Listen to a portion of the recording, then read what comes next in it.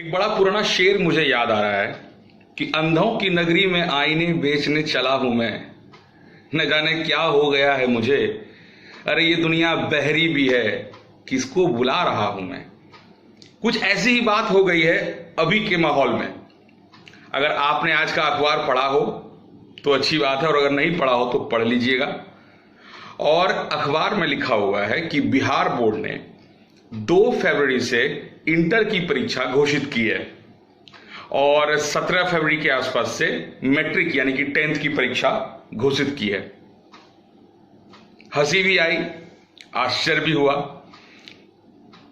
और शब्द नहीं है बताने के लिए कि यह किस प्रकार का निर्णय लिया गया है।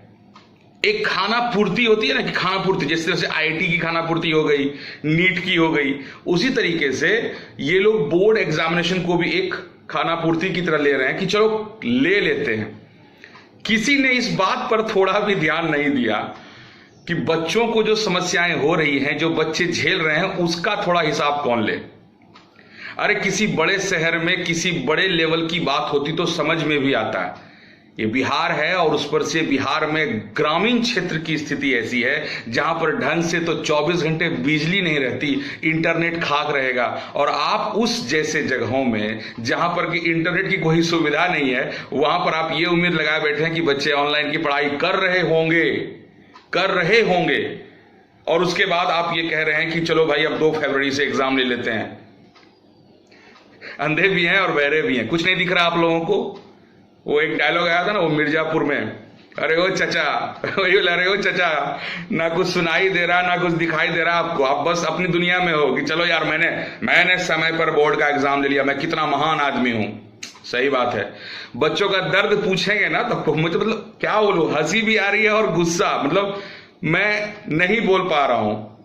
पहले मंत्री जी सबसे माफी मांगकर मैं वीडियो बना रहा था, और अब तो बोर्ड के अधिकारियों से भी माफी मांगूंगा। भाई अगर दिल पे लग जाए तो बुरा मत मानिएगा, हद हो गई यार। इस न्यूज को पढ़ने के बाद सुबह मुझे मैसेज आया है बच्चों का कि सर मैं सब्जेक्ट के बारे में क्या बोलूं, जैसे फिजिक्स केमिस्ट्री मैथ होती है, फिजिक्स केमिस्ट्री बायो होती है।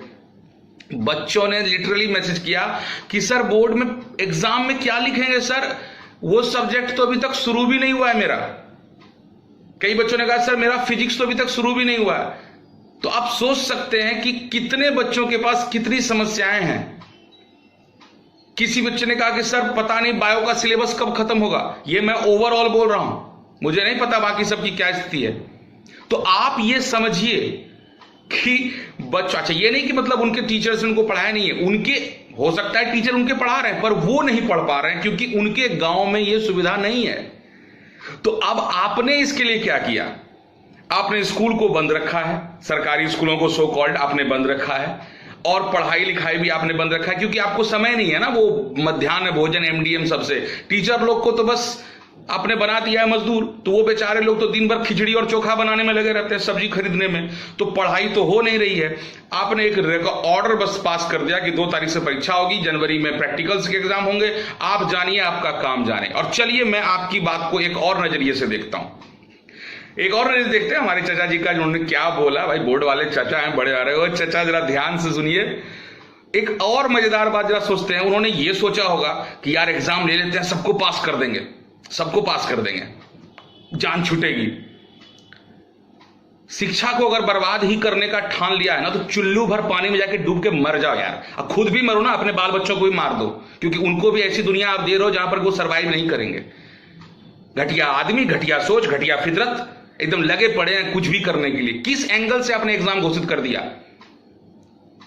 बच्चों की स्थिति, 15 अक्टूबर से कोचिंग खुल जाएगा, 15 अक्टूबर से स्कूल खुल जाएगा, घोषणा तो कर दिया, अल्लाह के हाथ फिर से पेपर में दे दिया कि 15 अक्टूबर के से स्कूल नहीं खुलेगा, दुर्गा पूजा के बाद स्कूल खुलेगा।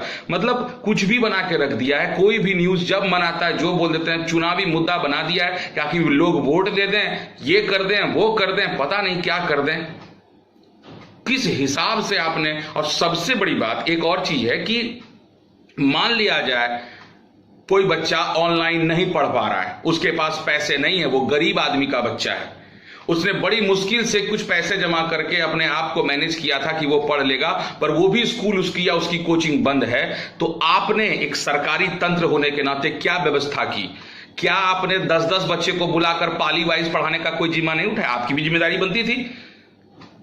सारा ठेकरा प्राइवेट स्कूल वालों या प्राइवेट कोचिंग वालों तो नहीं लेकर रखा है। सरकारी तंत्र की भी कोई जिम्मेदारी होती है। भाई टैक्स लेते हैं आप हम लोगों से, तो सरकार की जिम्मेदारी क्या है? बच्चों को पढ़ाते। स्कूलों की स्थिति कैसी आप देख ही रहे हैं। तो तनख्वाह गिनने से और फालतूगिरी करने से फुर्सत मिले तब ना पढ़ाई के बारे में भी सोचेंगे। मजाक बना के रख दिया यार। 2 तारीख से बिहार बोर्ड के एग्जाम को घोषित कर दिया। बच्चा जाके क्या लिखेगा? आपका सर लिखेगा कि सर पे कितने बाल हैं, या अंडा लिखेगा वहां पर? हद कर दिया यार। मतलब बाइकॉट भी करे तो किसको? कोई सुनने वाला नहीं है। बहरी सरकार, बहरी और अंधी।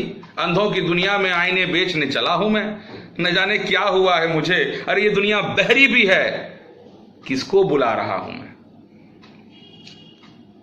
मन की भड़ास होती है, निकाल देता हूं, कुछ बोल देता हूं। उम्मीद करता हूं कि अगर किसी अधिकारी ने, किसी ने सुना होगा तो वो सोचेंगे कि अभी भी वक्त है। अक्टूबर चल रहा है, अभी भी अगर 2 महीने भी ढंग से बच्चों की मदद करें तो वो कुछ पढ़ पाएंगे, कुछ लिख पाएंगे। 1 साल का सिलेबस है, अब तक पूरा कोरोना की वजह से बर्बाद हो चुका है। और प्लीज बिहार बोर्ड के बच्चों के लिए या बिहार में रह रहे बच्चों के लिए, चाहे वो किसी भी बोर्ड के हों, उनके लिए आप ये ऑनलाइन वाला डायलॉग मत मारिए, ठीक है? वो बेचारे मुश्किल से, अरे यार 3 सब्जेक्ट होता है, 3 सब्जेक्ट होता है, डेटा भी एक लिमिटेड है। वो गरीब आदमी का बच्चा है यार। हर कोई आप लोगों की तरह रईस नहीं होता। सबके पास इतने पैसे नहीं होते कि महीने में एक ब्रॉडबैंड लगा लेंगे यार, 100 MBPS का स्पीड चलेगा, बच्चा मेरा पढ़ रहा है। हर किसी पास इतनी औकात नहीं होती। 1 GB पर डे डेटा के लिए भी उनको जो पैसा लगता है ना, वो भी बड़ी मुश्किल से वो ला पाते हैं। कोई किसान का बच्चा है, कोई गरीब कुम्हार का बच्चा है, किसी के पिताजी लकड़ी काट कर कुछ को बेचते हैं, किसी के पिताजी जाकर कहीं कुछ मजदूरी करते हैं, किसी का कुछ नहीं है यार। बड़ी मुश्किल से वो लोग पढ़ाई करते हैं। उनका सब्जेक्ट अभी तक शुरू नहीं हुआ है। कितने बच्चों का कितना सब्जेक्ट तो शुरू नहीं हुआ है। एक मान लीजिए, एक सब्जेक्ट बेहतर होने से क्या हो जाएगा? उसको तो अगर एक भी सब्जेक्ट में फेल लग गया तो वो फेल ही कहलाएगा, चाहे बाकी सब्जेक्ट अच्छा हो या बुरा हो। तो जरा इस एंगल से सोचिए, कुछ भी निर्णय ले लिया, चलिए दिल पे मत लीजिएगा।